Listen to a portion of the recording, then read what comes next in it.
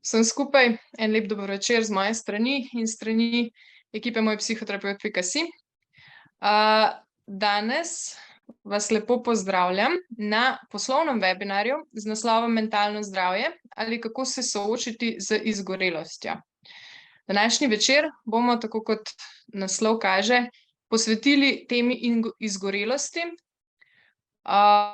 V opisu našega današnjega dogodka smo citirali, kaj pomeni stanje dobrega počutja oziroma zdravje.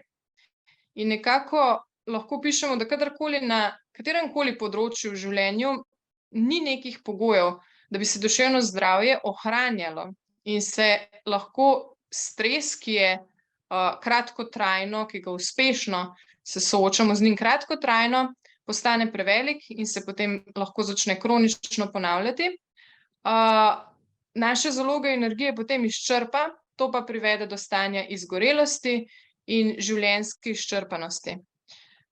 Danes se bomo med drugim posvetili temi oziroma razlagi, kakšni so prvi znaki izgorelosti, kako se odzvati na prve znake izgorelosti, ki jih opazimo pri sebi ali pri drugih, kako se potem lahko tudi soočamo z nekimi neuspehi na delovnem mestu, kako se izogniti potrebi po zunanjem potrjevanju in nekako vzpostaviti zaupanje same vase, da svoje delo dobro opravljamo in da se ni potrebno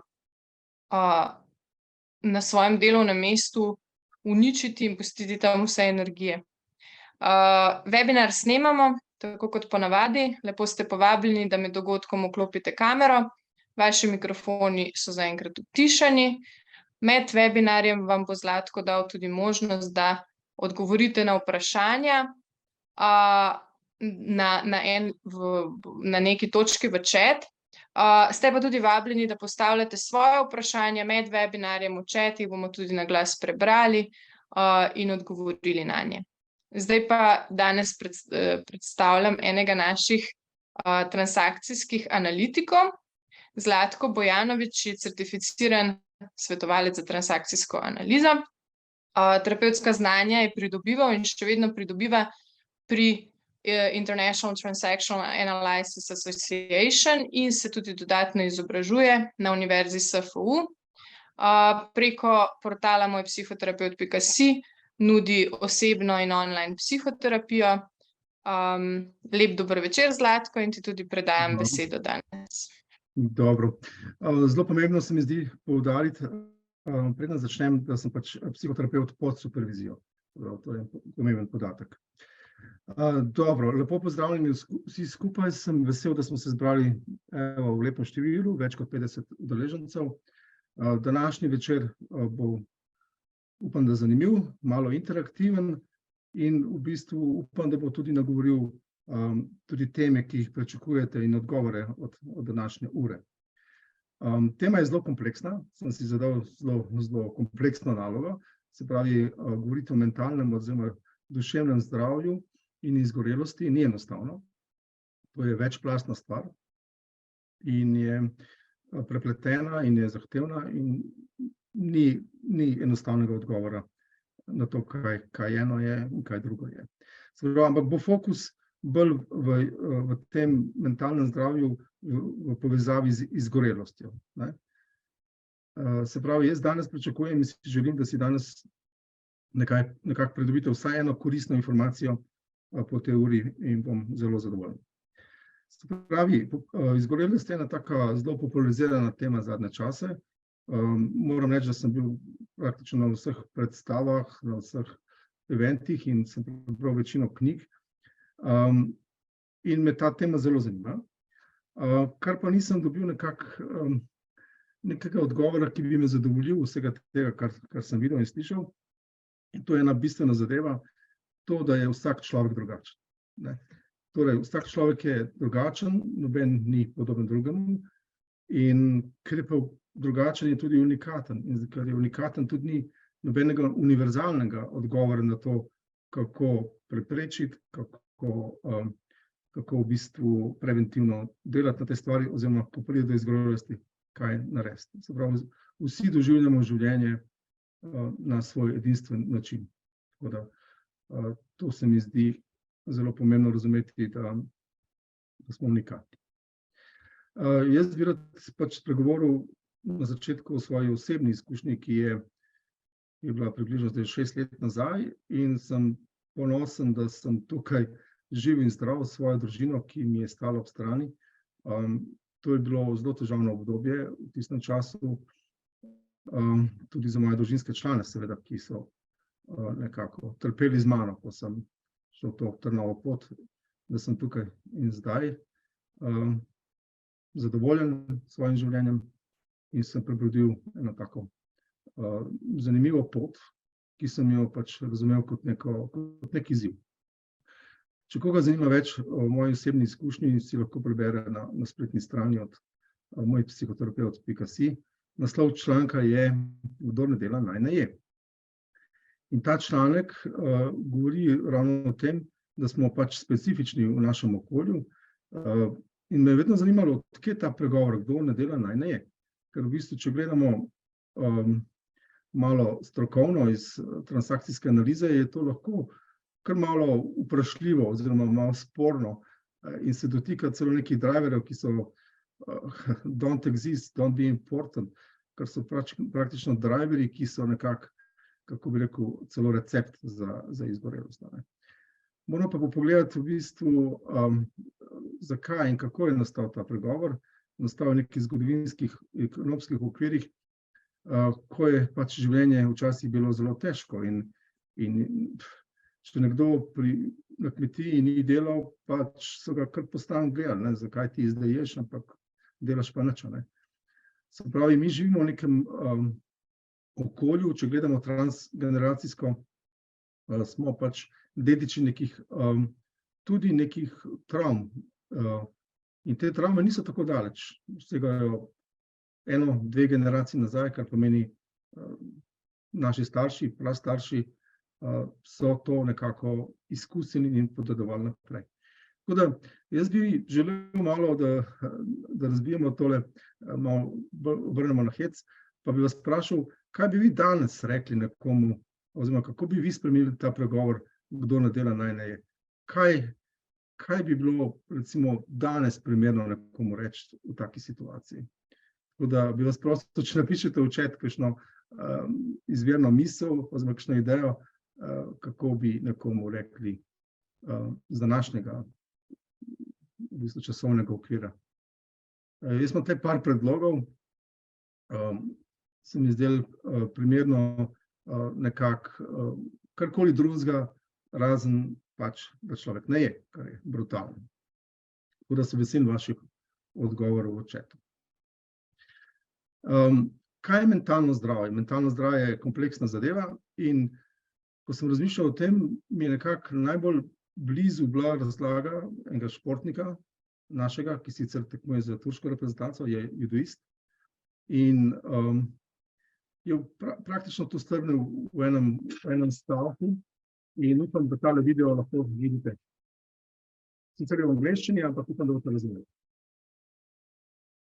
Mental well-being to me is just being in the right state of mind in the wrong kind of situations.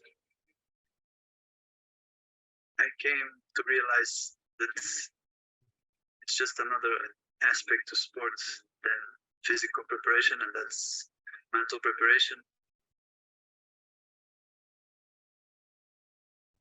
Torej, kaj je rekel Mihael? On je rekel, da je mentalno zdravje za njega v bistvu biti v dobri koži, po domač povedano, v napačnih situacijah. In če bi zdaj to prevedel v naš jezik, kaj pa so wrong kind of situation? To je po domač povedano, so stresne situacije. Torej, če se soočimo s stresom in če ga lahko handlamo, po domač povedano, smo nekako na dobri poti mentalnega zdravja.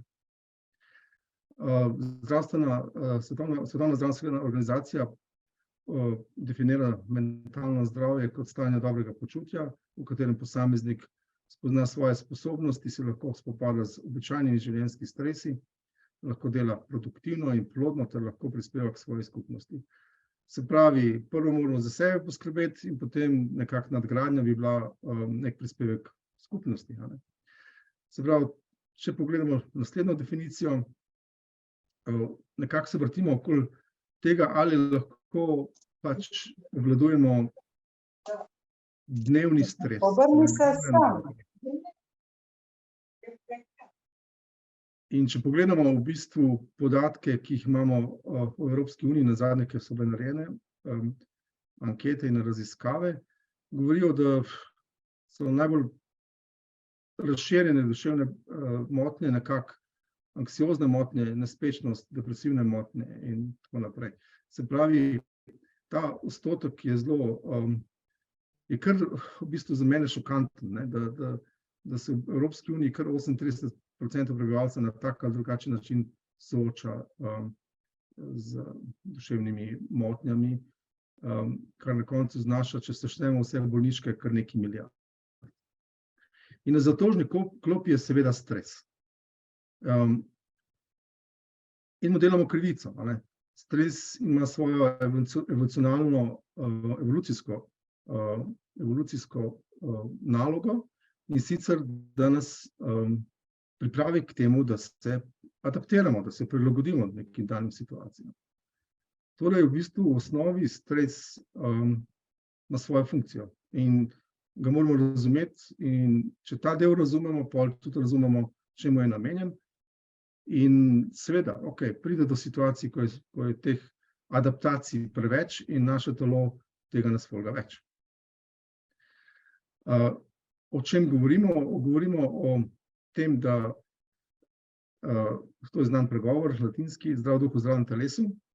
Jaz sem ga malo v besedni igri obrnil okoli in sem tudi navedel, da je to lahko zdravo telo v zdravem duhu. Kar pomeni, telo in naše duševno stanje je povezano, je to ena in ista stvar. In v bistvu težimo k homeostazi. Homeostaza je v bistvu naš naravni mehanizem telesa, ki ima to nalogo, da se prilagodi spremembam. Torej, naše telo je izvrstno, naš telo je biološki stroj, ki je izvrstno opremljen s tem, da se prilagaja. Tudi naša evolucija človeška ne bi prišla tako daleč, če ne bi bili sposobni prilagajanja. Torej, tako da moramo gledati v bistvu na to, da je prilagajanje življenjskim spremembam vpliva na telo in duh. Ja, mentalno zdravje je enako pomembno kot fizično, in sta tesno povezana. Se pravi, imamo primere, ko je neki, recimo, narobe s telesom. Pa Bog ne vem, da se zgodi, da človek v neki nesreči izgubi nogo. Izguba noge je tragična, ampak lahko v bistvu povzroči, da človek razvije tudi kakšne duševne bolezni zaradi tega, kakšno depresijo in tako naprej. Ali pa obratno, če imamo kakšne skrbi in slabo spimo, potem to vpliva na naše spanje in naše spanje vpliva na naše telo in smo spet pri slabem mentalnem zdravju. Tako da rad bi v bistvu poudaril to telesno in duševno povezanost. Čisto malo zgodovine. René Descartes je bil znanstvenik in filozof srednjega veka, ki je v tistem času želel nekaj raziskovati, cerkev mu ni dovolila, ker je pač nimamo kaj brskati po telesu, in je sklenil en dogovor s cerkvijo, in ta dogovor je bil, duša je vaša, cerkvena, telo je pol domena znanosti, kar pomeni, je dobil nekako dovoljenje, da se je začel ukvarjati tudi s telesnim vidikom v znanosti. Ampak, kar se je zgodilo, da od takrat do danes, to je skoraj 400 let, jaz temu pravim, da imamo izgubljenih 400 let, zato ker smo ločili telo in duh. Kar se v vzhodnih civilizacijah, kot mnogi poznate, ni zgodilo. Tam je ta povezanost še danes prisotna, nikoli ni bila ločena. In čisto malo za hec, malo za res, od kje prihaja naše fizično telo? Naše fizično telo pač prihaja od starih zvezd, kar pomeni, da smo mi produkt zvezdnega prahu.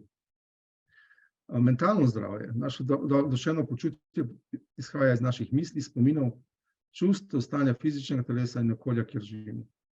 Torej, imamo ta dualizem. Ne? Dobro, zdaj, kaj se lahko zgodi? Lahko fizično telo v funkciji mentalnih ciljev, se pravi, imamo neke cilje v življenju, ki bi jih radi dosegli, ampak ignoriramo ravno ta telesni del, torej ignoriramo telesne občutke, telesne senzacije, lahko na dolgi rok povzroči izgorelost. Se pravi, da izčrpamo svoje fizično telo. To je seveda ok za športnike, ki imajo recimo naporno tekmo ali naporno smučanje in potem seveda se fokusirajo na ta mentalno-fizični del, kot je rekel Mihael, ampak potem imajo dovolj časa za regeneracijo. In ravno ta del je zelo pomemben, da si po napornem delu, po napornem fizično-mentalnem nalogah vzamemo dovolj časa za regeneracijo. In to je dejansko tudi glavni recept, kako se očuvati. Kar jaz v svoji praksi z delom z ljudmi srečujem, da imamo eno zelo močno enačbo med tem, kdo sem jaz in kaj je moje delo. In ponovadi zelo hitro ugotovimo, da je moje delo, to sem jaz. Če moje delo ni v redu, potem jaz nisem v redu. Ker v bistvu svoje delo enačimo s tem, kdo smo. Ampak v bistvu zelo hitro in poglobljenim delom s psihoterapijo se da tudi to spremeniti in spremenimo napačno videnje tega, kar je v bistvu boljša enačba, oziroma pravilna enačba je to, da tudi če moje delo ni v redu, jaz sem v redu. Se pravi, če imamo tak odnos do dela, če imamo dolgotrajno psihofizično izčrpavanje, brez regeneracije, potem se lahko, bi rekel, da smo kandidati, ni nujno, da se to zgodi. Ljudje smo, kot sem na začetku rekel, smo različni in seveda lahko, ni pa nujno, pripelje do izgorelosti. Kaj pa je izgorelost? Izgorelost je enostavno posledica dolgotrajnega in ponavljajočega se stresa, pritiska. Se pravi, da ljudje, ki opravljajo svojo, ki je fizično in čustveno zahtevno, recimo dela, ki so povezana povezani z delom z ljudmi, recimo razni učitelji, medicinsko osebje, vsi, ki imajo veliko opravka z ljudmi. Torej, človeka izčrpava delo in odnosi. Se pravi, oboje je tisto, kar človeka izčrpava. Intenzivni odnos in intenzivno fizično delo. Zdaj, kaj so znaki in simptomi izgorelosti? Mogoče ostanem na tem slajdu kakšno minutko več, da si človek pogleda, če vas zanima. Ampak prvi znaki so enostavno utrujenost in izčrpanost. Lahko se vam zgodi, da ste dobro spali, ampak zjutraj se zbudite utrujeni in brez energije. Imate pogoste glavobole, bolečine v mišicah in napetosti v telesu. Potem je zmanjšana sposobnost koncentracije, pozornost pade. Potem zgodi se izguba motivacije za delo. Tisto, kar nas je prej veselilo in izpolnjevalo, pa ponavadi postane odbijajoče. Potem se zgodi tudi pač ta socialni vidik, to je pa bolj v smislu izolacije, osamljenosti, mogoče manj druženja s prijatelji. Človek se povleče malo v sebe. Jaz lahko povem iz moje lastne izkušnje, kar mene najbolj moti, je hrup.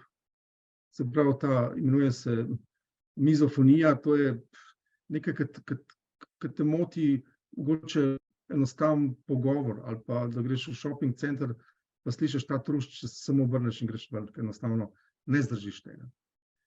Se pravi, tvoja senzorika, vsaj pri meni, govorim osebno izkušnjo, je bila ta senzorični del je bil zelo, zelo v alertu. Je bil,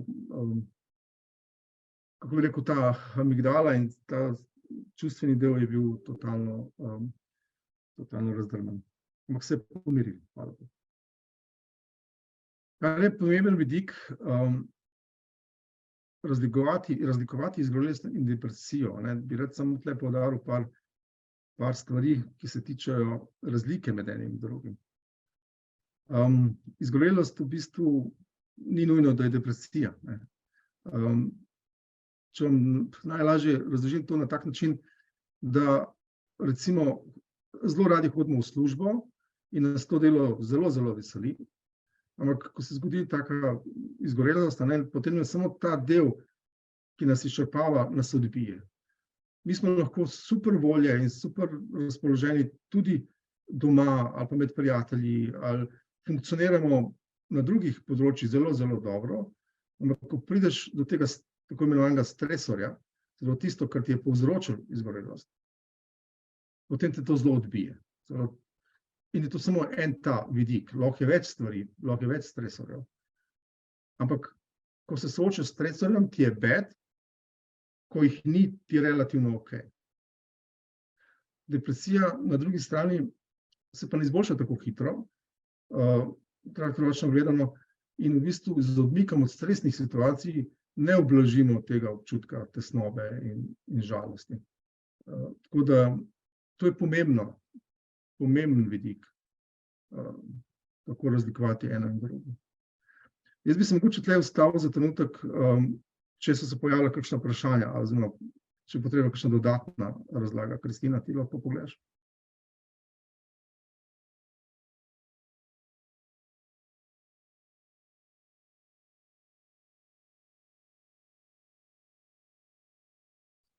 Evo ga.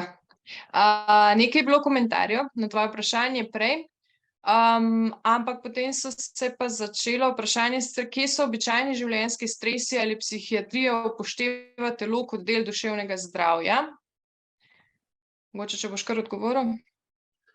Ja, hvala Bogu, ta mindset se tudi spreminja v zahodni medicini. Jaz bi naštel samo enih par stvari. Eno od teh je bilo recimo nepredstavljivo, da bi bila akupunktura pred nekimi desetletji priznana recimo tehnika v uradni medicini.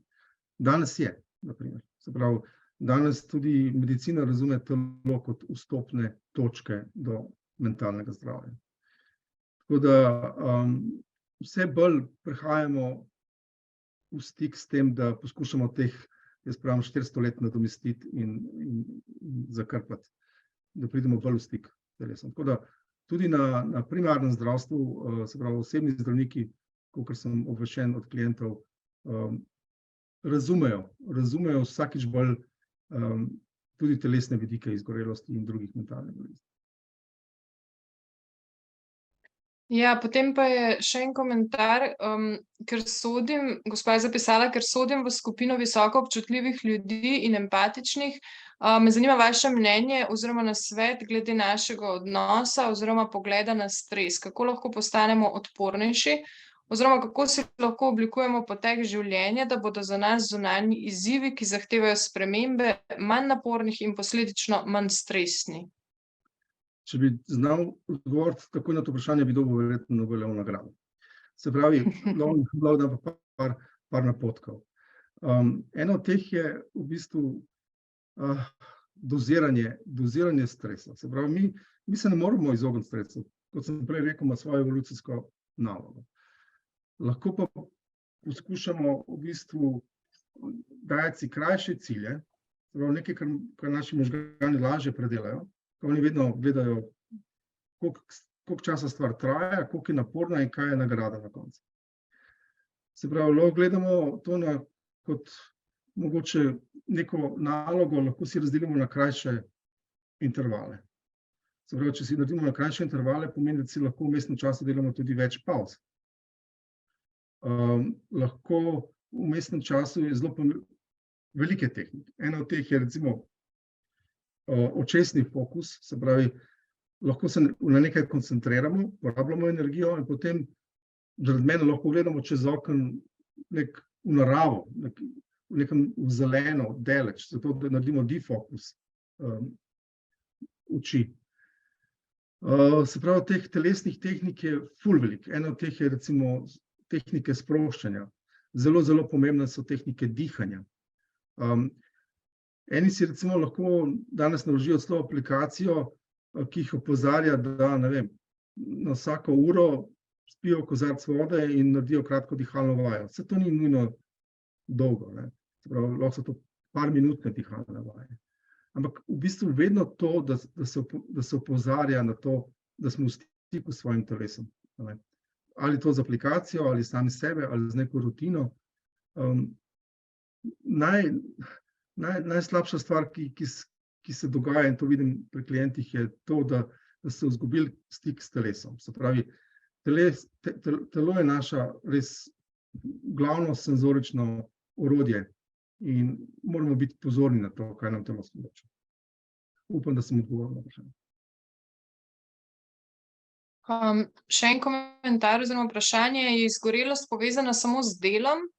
Gospod pravi, da je mnenja, da ne. Pa drži. Izgorelost je v bistvu večplastna in ponovadi je povezana dvoplastno. Se pravi, eno je delo, eno so pa odnosi.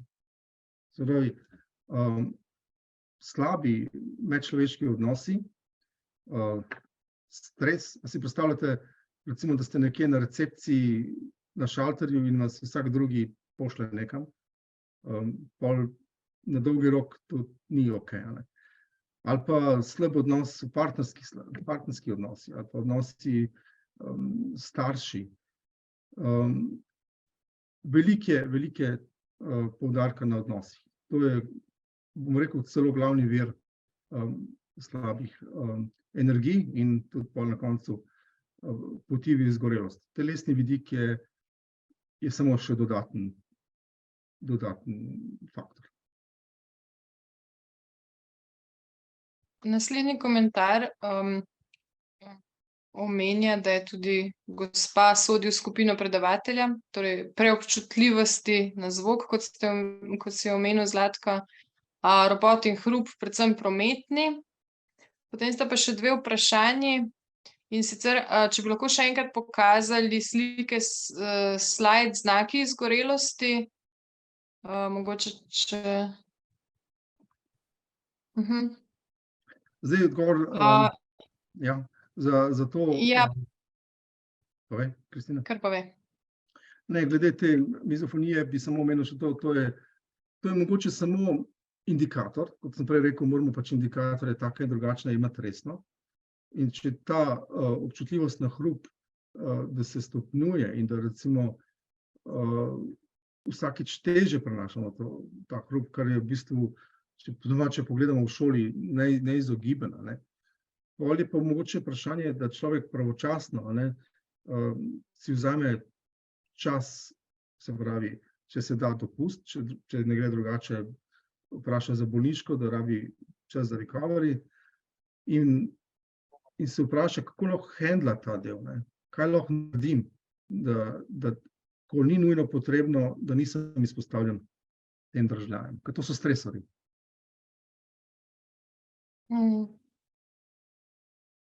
Okej, bi jaz nadaljeval?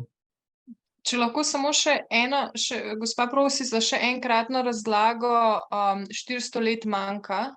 Okej, se vrnem nazaj.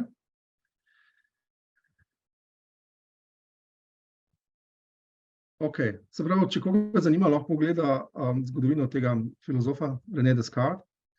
On je, hvala Bogu, da smo ga imeli, ker je uspel vsaj ta del znanosti inicirati, se pravi, da je uspel priti v stik s telesom, da ga lahko raziskuje. Ker če se spomnite iz zgodovine, je bilo prepovedano, cerkveno prepovedano, karkoli se dotika telesa, ker to je Božje. O nekem seciranju, o nekem razmišljanju o telesu ni bilo govora. In potem se je on spomnil, kako bi to shendlil s cerkvijo in je rekel, okej, bomo mi to razdelili, to je ta dualizem, ne. Duša, duh, to je cerkvena zadeva in s tem se mi ne bomo ukvarjali. Materija je pa telo.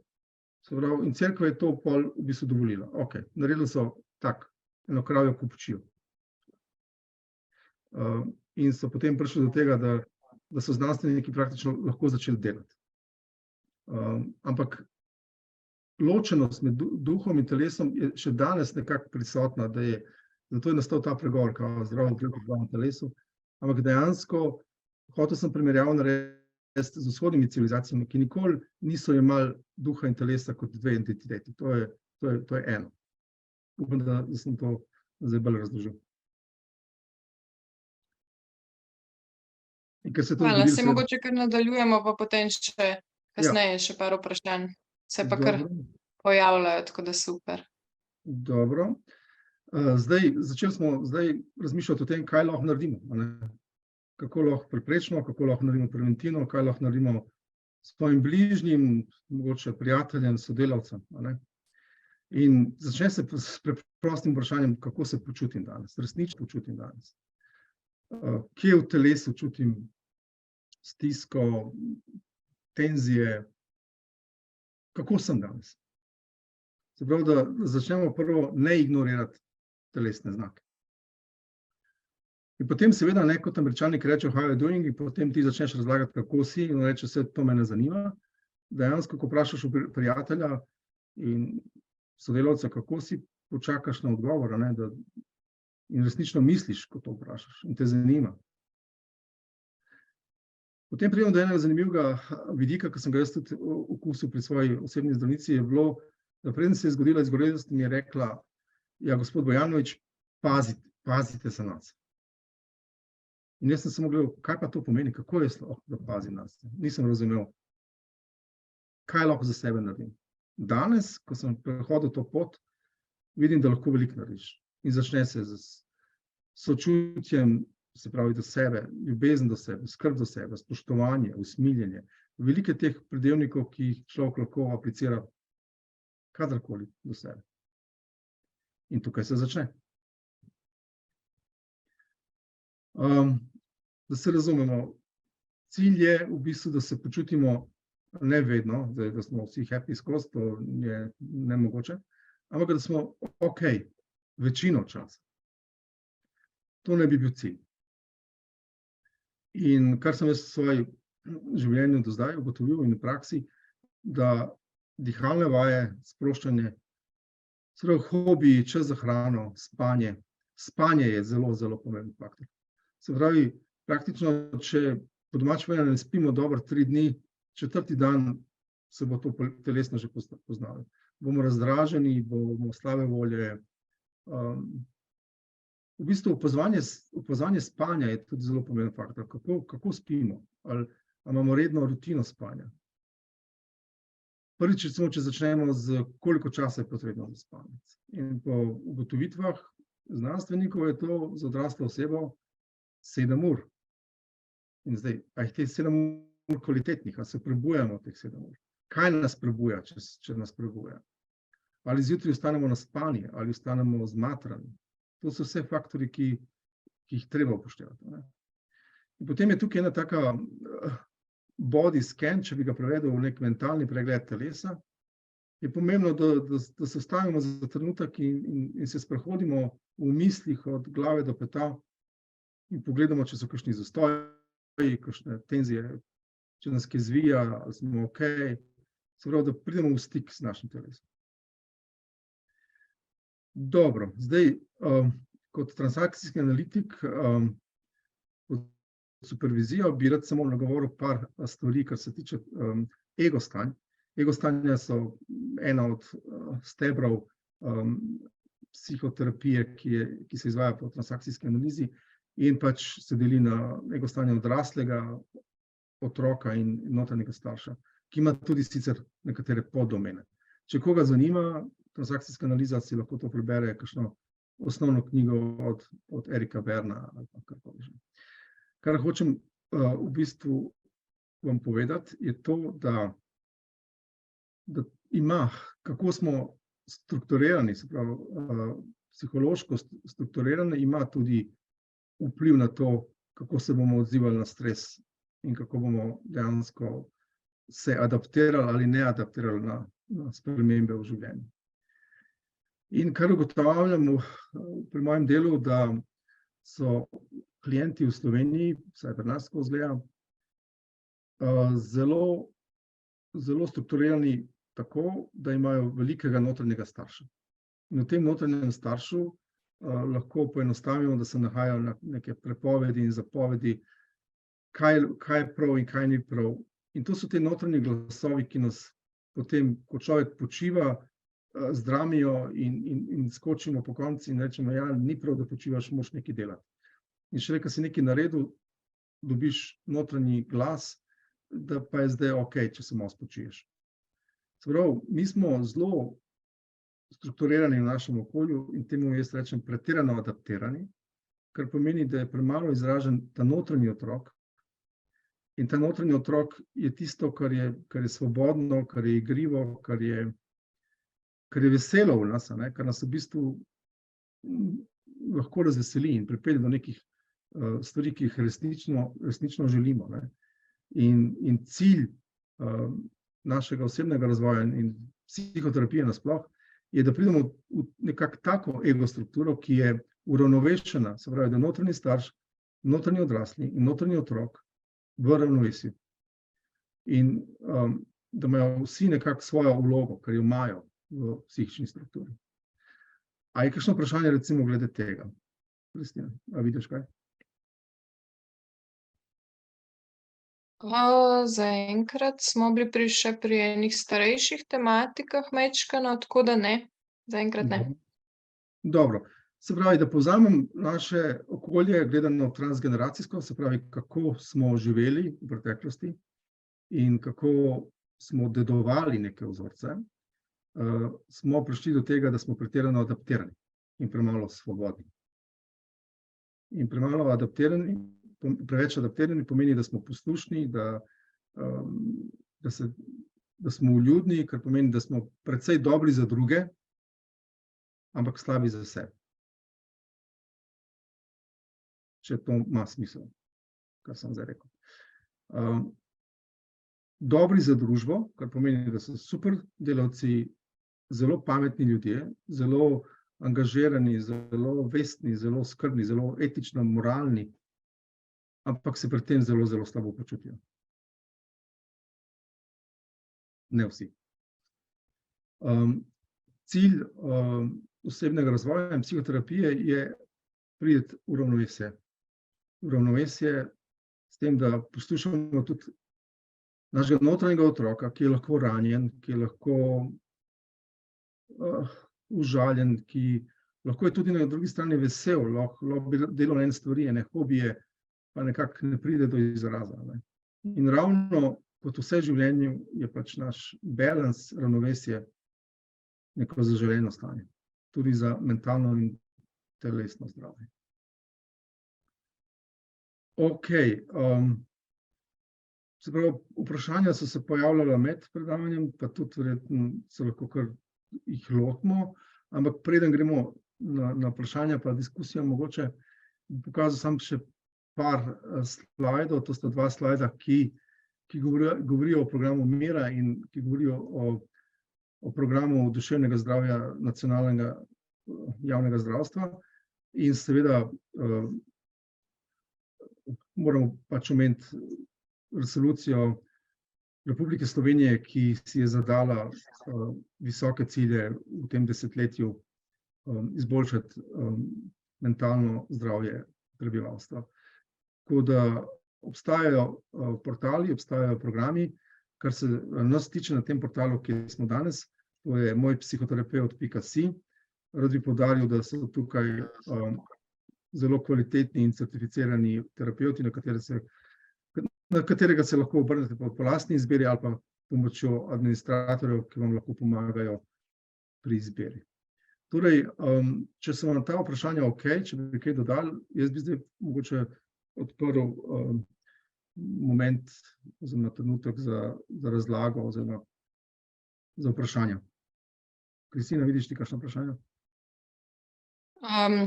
Najprej en komentar, da ne bomo kakšnega spustili. In sicer gospa komentira, da vzroki za pojavnost izgorelosti so tudi tvegane osebnostne značilnosti, kot so nizka samopodoba, perfekcionizem in podobno. Mogoče komentar na to? Definitivno. Jaz nisem hotel biti preveč strokoven, da bi se zdaj spuščal v teorijo driverjev in psihičnih struktur, ampak absolutno nizka samopodoba je eden od velikih razlogov v končni fazi, ki te lahko pripeljejo do izgorelosti, zato ker iščemo zunanjo validacijo.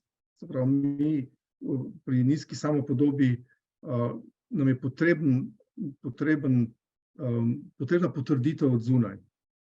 Se pravi, težimo temu, da veliko delamo, da dobro delamo, da nas šef opazi, da dobimo nagrado, zato da dobimo pol potrditev o lastni vrednosti, kar je naporno na dolgi rok. In kar se dela na psihoterapiji je to, da to zunanjo validacijo zamenjamo za notranjo validacijo. Se pravi, jaz bom pohvalil sebe, bom iskal pozitivne stvari v sebi, se bom pohvalil za majhne napredke, majhne korake, bom milosten do sebe in se trudil biti v stiku s seboj in bom sebe potreboval, sam sebe. In ne bom toliko težil k potrditvi, ki prihaja od zunaj. Hvala Bogu, vsi smo veseli, če dobimo kakšno pohvalo od zunaj, ampak ni to glavno vodilo. Upam, da je to odgovor na vprašanje. Ja, tukaj je še ene par vprašanj v enem sklopu, in sicer, če prepoznaš, da si predolgo v stresnih situacijah, se pravi mesece dolgo, in da si izgorel, ali je dobro povsem spremeniti okolje, se mogoče preseliti nekam v naravo, in pa koliko časa traja bolniška z razlogom stresa? Kaj, če sama bolniška povzroča stres, ker človek ni navajen ne delati nič, in kako izkoristiti bolniško? Torej, selitev in bolniška. Ja. To je super vprašanje. V tem vprašanju je praktično zajeto celo predavanje. Kar se tiče bolniške. Bolniška je pri nas problem, zato ker več kot en mesec bolniške lahko da osebni zdravnik, vse ostalo gre na komisijo. In je treba, že to je zoprn, ker vsi danes vejo, da recovery od izgorelosti ni mesec, dva. To je lahko tudi par let. In hoditi na komisijo in vedno potrebovati, da nisi okej, da rabiš še časa, lahko seveda po drugi strani kontra vzbuja še slabše občutke o lastni vrednosti. Torej, če jaz ne morem delati, kot smo videli prej, potem lahko to pomeni, da nisem vreden. In ta del sprejeti, dolgotrajno bolniško je ena od težjih stvari. Absolutno. Zato, ker v družbi nimamo še konsenza o tem, da je recovery dolgotrajen, kot to delajo skandinavske države, na primer na Norveškem, v primeru izgorelosti, absolutno ne sprašujejo, da dobiš 1 let bolniške, pika, konc. In je v bistvu normalizirana zadeva. S tem, da imajo oni skrbijo za to, da se to sploh ne zgodi na ta način, da pošiljajo ljudi na preventivne dopuste. Se pravi, če se ti parkrat zgodi na Norveškem, da delaš več kot, ne vem, kot 5 do pol 6, te bo naslednjič vprašal, naslednje 3 dni pa doma ostaneš, ker to pa ne gre. Se pravi, nimamo še te mentalitete. Pri nas tega dokončno še ne razumemo, kaj to je. Imamo resnične težave pri podaljševanju bolniške, pri razumevanju strani zdravstvene stroke in seveda te slabi občutki potem nastajajo definitivno tudi iz tega razloga. Drugi del je pa, kaj je bilo drugi del? Ali je smotrno se preseliti, morda kam v naravo? Okej, to je zelo pomembno vprašanje.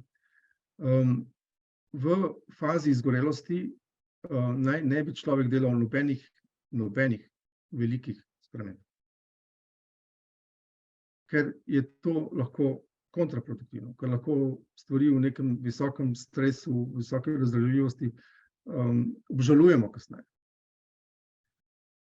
Torej, v bistvu v tej fazi bi bilo najbolj razumeti, da se človek fokusira na sebe in na svoj recovery.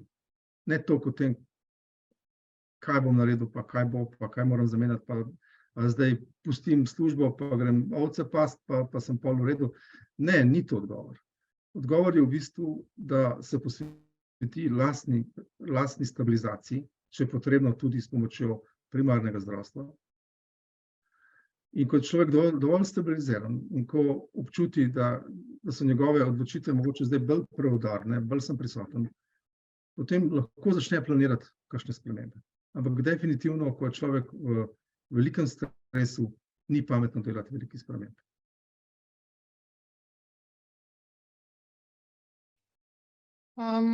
Naslednje vprašanje, ali je izgorelost posledica slabe organizacije dela? Slaba organizacija dela, ja, definitivno. Če so workflows, če so delovni procesi v podjetju slabo organizirani, če je nekdo na udaru, da nosi vse breme podjetja ali pa večino bremena podjetja, potem se definitivno lahko na dolgi rok povzroča tudi izgorelost. Ampak pomembno je, da se človek postavi za sebe in da dvigne svoj glas in se javi takrat, ko stvari niso okej. Jaz, če se vrnem na ta slajd, pretirane adaptiranosti. Pretirana adaptiranost pomeni tudi pretirana poslušnost in pretirana upogljivost. Torej, na mene lahko zvalijo toliko bremena, toliko dela, ampak jaz bom to vsem speljal, zato ker moram biti okej. Se pravi, ravno iz teh nekih transgeneracijskih razlogov imamo mi težavo se postavljati za sebe. Ampak dobra novica je, da se da to naučiti. Se pravi, zdrava asertivnost, se pravi, zdrava, kako bi rekel, agresija, ni to agresija, ampak zdrava postavljena za sebe, pomaga k temu, da kljub slabi organizaciji dela, jaz lahko poskrbim za sebe. Do neke mere. Še eno vprašanje, kako bi interpretirali izgorelost z vidika polivagalne teorije v povezavi z omejitvami družbenih konsenzov? Malo bolj strokovna zadeva? Okej, polivagalna, to je pač se nanaša na vagus živec, ki je nekako razvejan po celem telesu in je, kako bi rekel, naša tipala in ki preverja, možgani na ta način preverjajo, ali je naše telo okej, ali so zunanji dejavniki v redu, ali rabimo kaj regulirati. Po domače povedano je to pač sistem, ki je namenjen temu, ali bom zbežal, ali se bom boril, ali bom pa zmrznil. In na ta vagusni sistem lahko vplivamo, kako, dam primer, recimo, lahko pride do nekih stresnih situacij, ampak ta sistem je zelo počasen. In da on zdaj razume, da je stres mimo in da je vse okej, traja nekaj časa. Čeprav mi kognitivno vidimo, da so stvari v redu, da je stvar mimo, da stresna situacija je šla, se ta amigdala lahko umirja dolgo časa. In kar lahko v bistvu naredimo, da temu sistemu prek telesa sporočamo, da je vojna že mimo, da ne rabi več skrbeti. In ko bo on začutil prek telesnih senzacij, se pravi okolje, ne vem, da imam toplo kopel, da grem na jogo, da začnem meditirati, da grem na sprehode, se pravi, da dobi neke senzacije prek telesa, da je vse okej, lahko pospeši to, da se amigdala počasi umiri. Je pa zelo počasen reakcijski čas.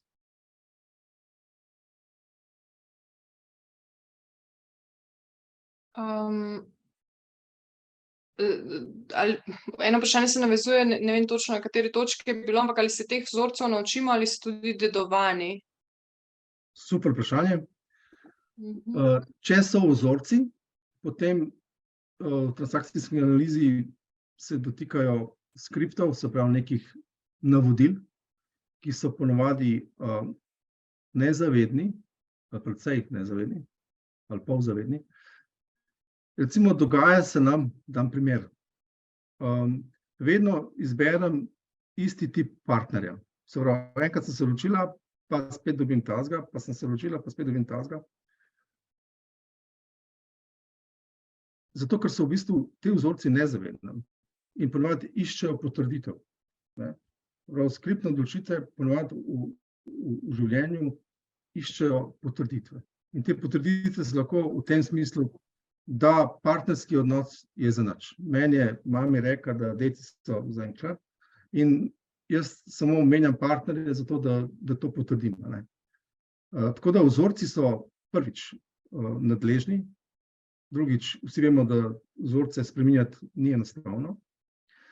Pa imamo pa še tle obremenitev, ki je transgeneracijska obremenitev. Se pravi, imamo tudi neko kolektivno nezavedno, ki nam pol tudi sporoča ene stvari, ki so družbeni konsens lahko. Upam, da je to odgovor. Ali ste že bili psihoterapevt, ko ste se srečali z izgorelostjo? Je naslednje vprašanje. Ne, nisem bil. Bil sem specialist za kemijsko tehnologijo in kemijsko analitiko.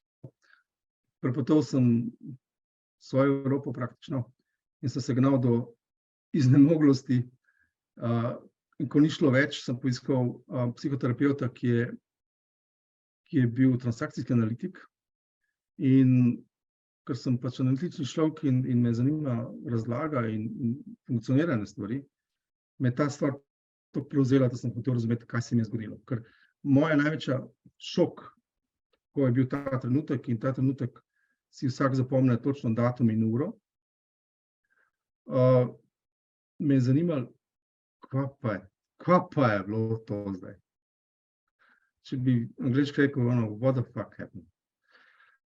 In ta efekt me je zanimal, kva se je zgodilo. Ker nimaš nobene informacije, noben ti ne zna pomagati.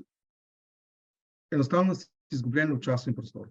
In ne veš, kaj se je sploh zgodilo.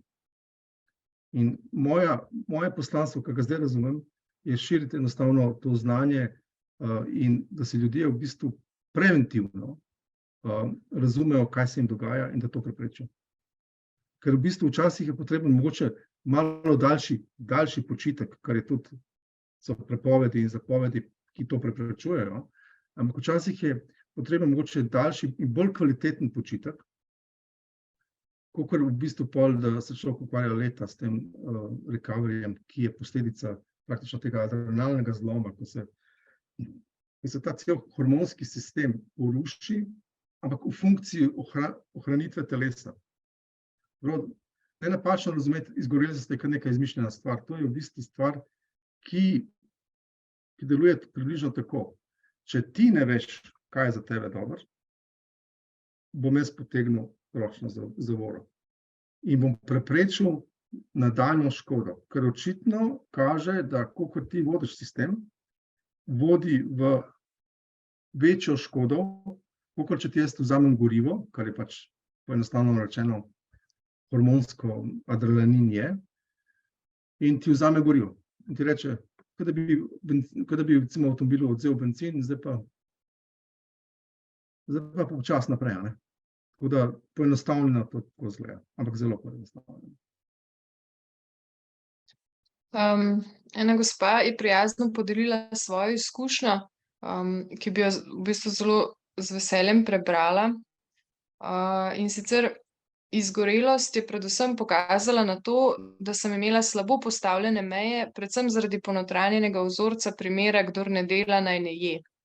To je vplivalo na vse odnose, službene, partnerske, prijateljske in presegalo moje telesne kapacitete, ki jih telo zaradi ukazov uma ni slišalo. Posledično je telo kazalo znake in prižigalo rdeče luči, nenaden padec kalija, sladkorja in podobno, z delom na sebi, psihoterapijo, jogo, dihalnimi tehnikami in posledično spremembo odnosa do sebe, ljubeče do sebe, sem gradila meje, ki so spreminjale odnose in odzive mojega telesa. Hvala, gospa, za ta komentar. Nimam kaj dodati, razen teh rdeče lučke. Recimo, če bi danes vzeli eno koristno informacijo tega predavanja, upam, da je kaj od tega, ampak rdeče lučke so recimo en tak dober indikator, ko jih treba upoštevati. Ne? Tako da smo pozorni na telesne senzacije, ki se telesno se vedno prej zgodi, kakor mentalno. Ne? Se pravi, ponovadi, razen če človek res ignorira svoje telesne senzacije, dobiš vedno kakšno sporočilo in bolj je fajn pač pogledati, kaj ti telo sporoča. Tako da jaz se gospe res zahvaljujem za to, kar je podelila z nami. Na to, kar si zdaj povedal, se nekoliko navezuje tudi to vprašanje, ali je zakrčenost mišic v vratnem predelu in posledično glavobol je eden od pokazateljev kroničnega stresa. Pravi fizični znaki. Ja, lahko je, ker v bistvu če delamo z računalnikom, če smo fizično vedno v nekem sedečem položaju, lahko se pojavi tenzija v ramenih, lahko celo pride do nekega ukleščenja živcev, vratnih živcev, in to gre pol v eno ali drugo stran. Zelo značilno je hrbtenica, ki pol sproži kakšne probleme z išiasom, ki gre v eno ali drugo nogo. Z eno besedo, naše telo ni narejeno za sedenje. Naše telo je v bistvu motorično in je fenomenalen motorični stroj, ki je namenjen gibanju. In čim prej ga spravimo v gibanje, bolje bo. Mogoče na kratko na vprašanje, na katerega smo delno že odgovorili, oziroma si odgovoril, ali je okej, če v stanju izgorelosti menjaš službo, podobno delovno mesto, vendar v drugačnem okolju, ali to ni čas za tako velike spremembe? To je zelo, zelo subjektivno. Kar sem prej omenil, velikih sprememb ni fajn delati v stresni situaciji, kar pomeni, ta gospod, na njegovo vprašanje bi odgovoril tako, da ga je treba v bistvu bolj podrobno pogledati. Kar lahko se naredi v psihoterapevtskem odnosu, da se to vprašanje osvetli in da se ga, kako bi rekel, prej z vseh vidikov obdela in potem šele pride do odločitve. Kar jaz tle poudarjam, je mogoče samo, da ne bi bilo prenaglih odločitev, da se pač počaka z odločitvijo, ko je premišljena, ko je predelana in ko je na pravem mestu. Naslednji komentar, gospa bi rada pomagala sodelavcu, ki kaže znake izgorelosti. Povedal je, da ga je ponoči zbudilo tresenje v trebuhu, roke je imel mrzle in puls visok. Ali pomaga tapkanje? Pomaga, žal tapkanje tle ne bo pomagalo. Tle pomaga v bistvu obisk k osebnemu zdravniku.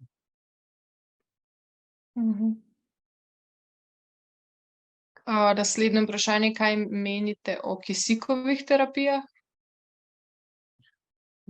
Kisikove terapije so znane kot v bistvu kot nek push-up, kar pomeni, da celice dobijo nek dodaten kisik, ki pomaga ustvarjanju ATP molekul, ki so pač vir energije in imajo kratkotrajni učinek.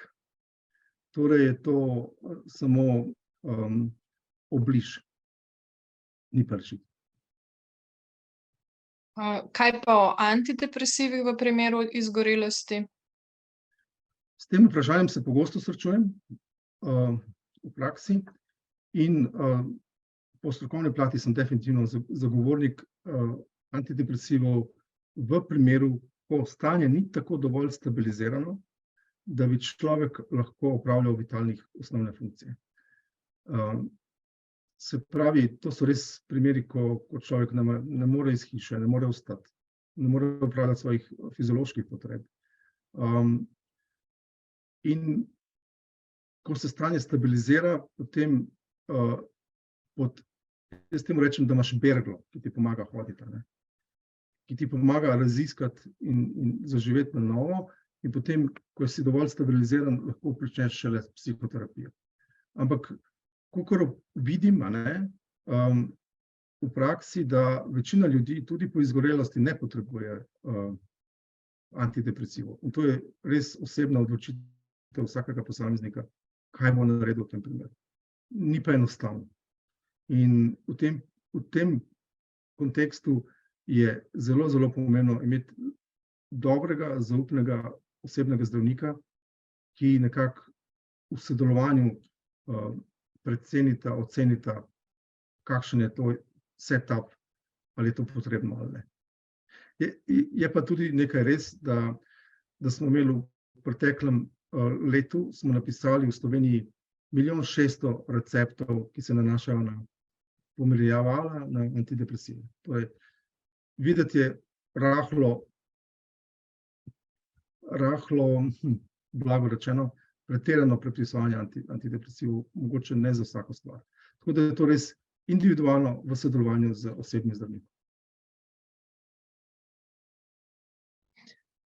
Še eno vprašanje, ki se navezuje na menjavo. Se pravi, piše potemtakem, če je človek na bolniški zaradi stresa v službi, ni smiselno menjati službe, ker bi bil to beg? spet zelo individualno, zelo subjektivno. Lahko rečem samo to, da bolniška ima namen, da se človek spočije. Ker počitek nekdo napačno razume. Ne? Se pravi, če jaz sem dobil zdaj bolniško ali pa da imam frej, pa ne delam, pa grem pa druge stvari delati. Recimo kopati vrt, pa spraviti klet, pa ne vem kaj. To je tudi delo. Ljudje se zelo težko spoprejmejo z nedelom, ravno iz naših zgodovinsko in transgeneracijskih problemov. Ne?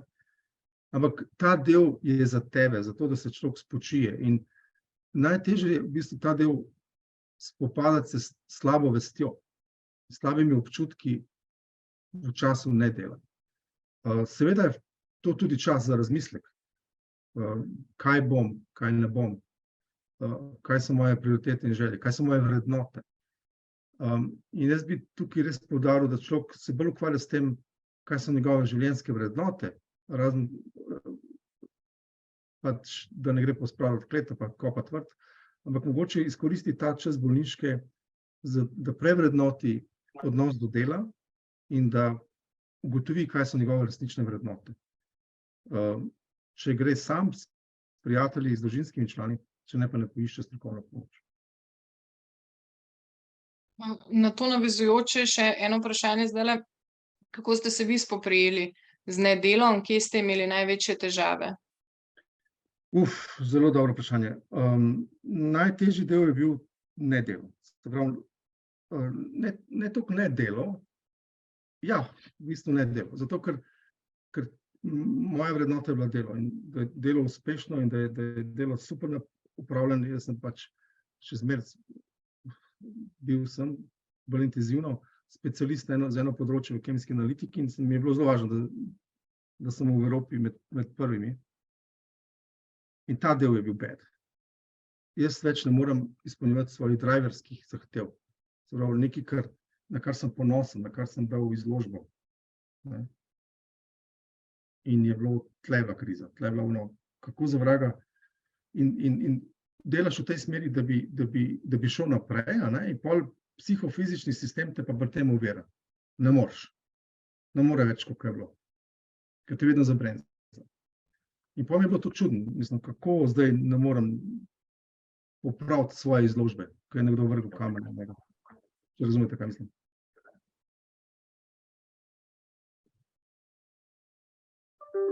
Ja, zelo smo vam hvaležni za vsa vprašanja in vse delitve,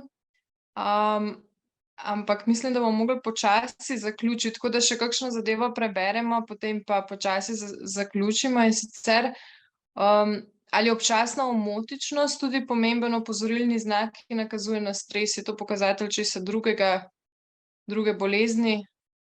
Seveda je lahko tudi, ampak je. Zelo široka tema, lahko je povezana z migreno, ja, sigurno tudi vplivajo stresni dogodki na take občutke.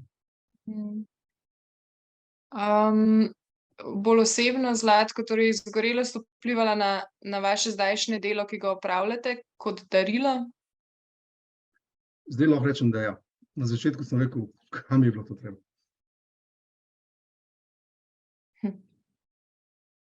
Ja. Dve gospe sta še zelo prijazno delili svoje izkušnje.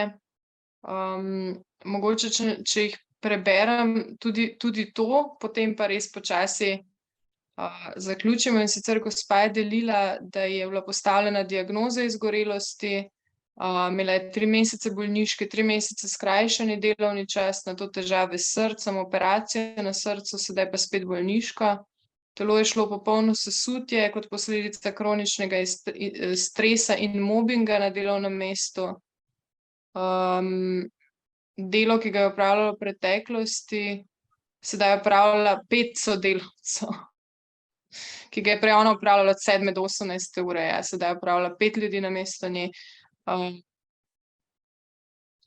Da pravi, da ne kadi, ne pije, ogromno se giba, še vedno je na antidepresivih in psihoterapiji in počasi se sestavlja. To je samo še en primer, koliko bremena lahko nosimo, pa se tega sploh ne zavedamo. za 5 ljudi, za 5 ljudi.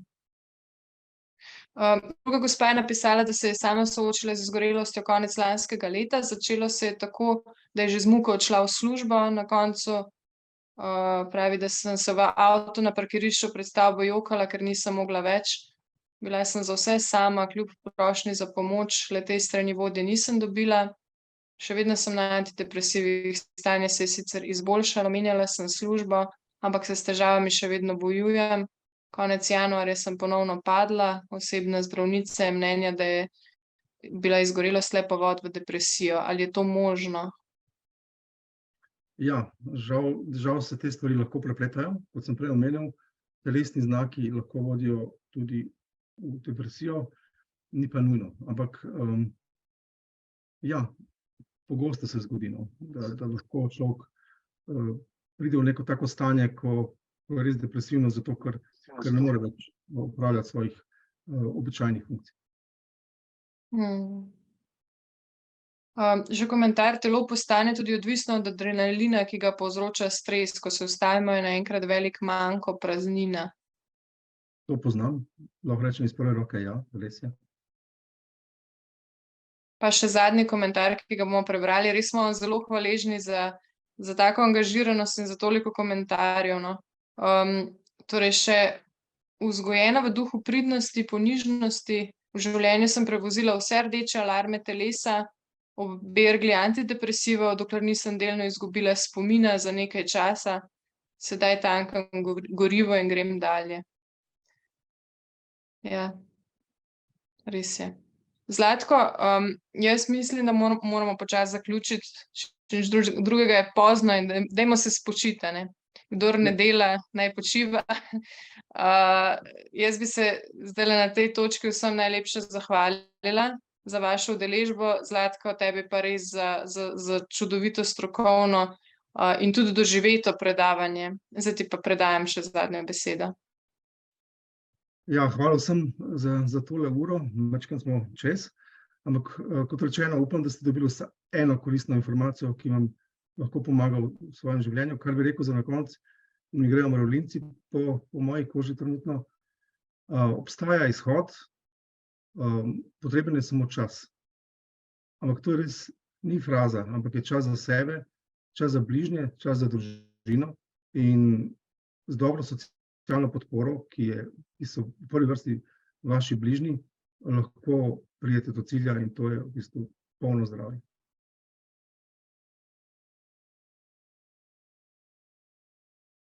Hvala še enkrat. Hvala lepa in lep večer.